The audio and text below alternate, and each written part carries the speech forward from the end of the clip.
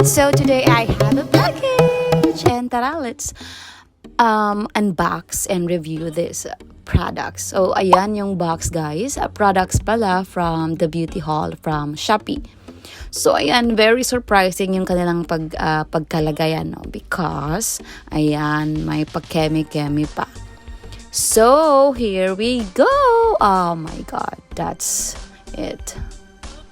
So, our first product is from the INKEY list, Caffeine Eye Cream. Helps reduce under eye puffiness. Okay, so one of the instruction here, we need to refrigerate it for 30 minutes prior to use to help further reduce the eye puffiness. Okay, next is the PIXI Skin Treats Glow Tonic. So, mayroon siyang 5% glycolic acid, exfoliating toner, and 5% acid glycolic. Lotion, tonic, exfoliant. So, na-transfer ko siya sa isang other bottle para spray ko na lang siya to act as a mist. Okay, so our next product is this MARIU BADESCU Skincare Facial Spray with Aloe, Cucumber, and Green Tea. So I am very in love with this product. So I use this one as my after makeup mist. I super love this one and it's very refreshing.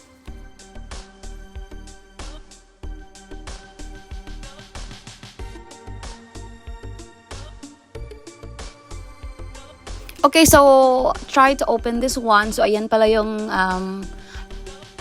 products pala guys, and then mayroon na siyang a total of 15 ml. So matagal-tagal mo na siya magagamit kasi yung target mo lamang naman is yung under eye mo. So ayan. Super helpful nito guys, especially sa akin na maraming eye bags. So now, let's try this eye cream or caffeine eye cream. So ayan, ginagamit ko siya sa gabi bago matulog. And super talaga helpful niya. Especially kapag nilalagay ko sa ref, sobrang lamig and nakakatanggal talaga siya ng puffiness. So ayan, I am just applying it very carefully.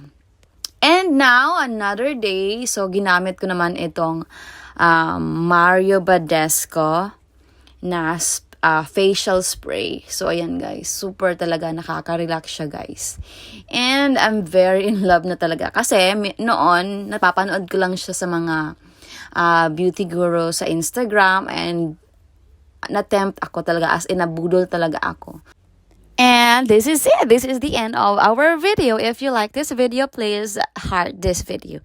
And for our product list, please refer to our description. And that's it. Bye!